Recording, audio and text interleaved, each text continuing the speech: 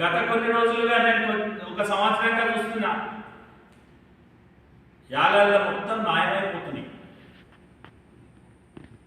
ఈడ బషర్మియా తండ కాడ ఎర్రమట్టి గుట్ట మాయమైంది, దౌలాపూర్లో ఎర్రమట్టి గుట్ట మాయమైంది, వాగుల ఇసుక మాయమైంది,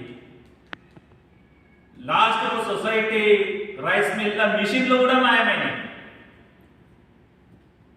ఇవన్నీ ఎక్కడ పోతున్నాయి? ఎవరు జేబులకు పోతున్నాయి?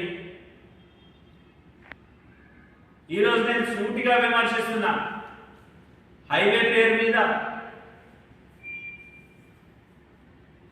ఒక కాంగ్రెస్ నాయకుడు, బడా కాంగ్రెస్ నాయకుడు ట్రాక్టర్లకు 1600, బయట ఆయన తీసుకునే రేటు 4000. మొత్తం దందా ఇదే. ఆయన ఒక కంపెనీకి CEO, ఇప్పుడు ఈ మాఫియా కూడా ఆయన CEO అయింది. ఎన్నికల్లో బెన్నూరుకు వచ్చి ఎన్నికల ప్రచారంలో భాగంగా ఎమ్మెల్యే గారు చాలా పెద్ద పెద్ద మాటలు చెప్పిండు. అక్కడున్న మా నాయకులు కొంతమంది ఇసుక కొడతారని చెప్పి అవహేళనగా మాట్లాడిండు. అయ్యా ఎమ్మెల్యే గారు, ఈరోజు యాలల మండలంలో మొరమే కానీ ఇసుకనే కానీ ఏది కూడా అన్నీ కూడా మీ కుటుంబ కన్సర్న్లోనే నడుస్తున్నాయి కదా. ఈరోజు మీ కుటుంబమే కదా ఇసుక మాఫియా, మొర మాఫియా అవతారం ఎత్తింది. ఇప్పుడు ఎవరి గురించి ఏం మాట్లాడుతూ చెప్పుకుంది కదా. ఇట్లా ఇట్లా కొడుతుంటే ఏమి దేనికి కూడా పర్మిషన్ లేదు.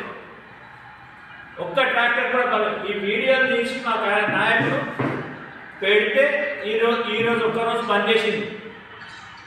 మళ్ళీ రేపటి నుంచి కొడతామని బయట.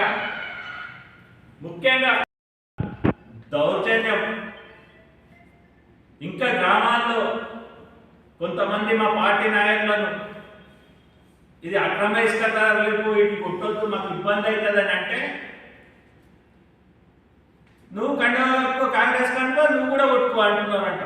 అదే అంటే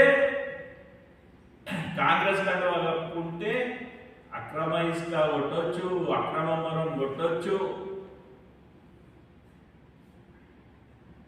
ఇక రేపటి ఇళ్ళల్లో పడి పుస్తల తాండు కూడా జరుపుకోవచ్చు కాంగ్రెస్ కండువా కప్పుకుంటే. చిన్నపిల్లలను కూడా ఎత్తుకపోతారు కాంగ్రెస్ కండువా కప్పుకుంటే. ఇక కేసులేదు, ఏం లేదు.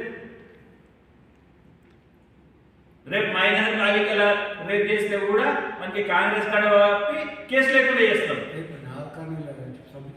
త్వరలోనే స్థానిక సంస్థల ఎన్నికల్లో మీకు ప్రజలు బుద్ధి చెప్పే పరిస్థితి వస్తుంది.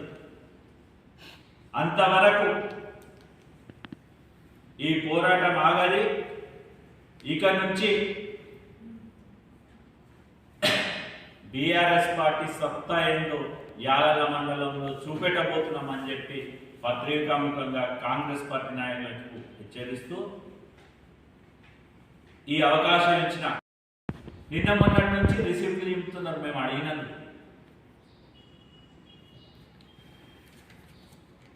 గోదాము కట్టిన గోదామును కిరాయికిచ్చుకొని పైసలు చైర్మన్ తింటాడు, మిషన్లు అమ్మక తింటాడు. ఇవన్నీ బుద్ధిమంతుల పనులు చేస్తాడనే ఆ రోజు రాత్రి మొగలు బీఆర్ఎస్ కార్యకర్తలు కష్టపడి మిమ్మల్ని చైర్మన్గా చేసి, ఆయన డీసీసీబీ చైర్మన్గా చేసింది.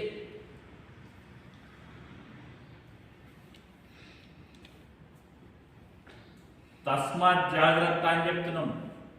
షేర్ చేయండి, కోసం ఛానల్ ని సబ్స్క్రైబ్ చేయండి. అలాగే ఇక్కడ ఉండే ఈ గంట సింబల్ ని క్లిక్ చేయండి.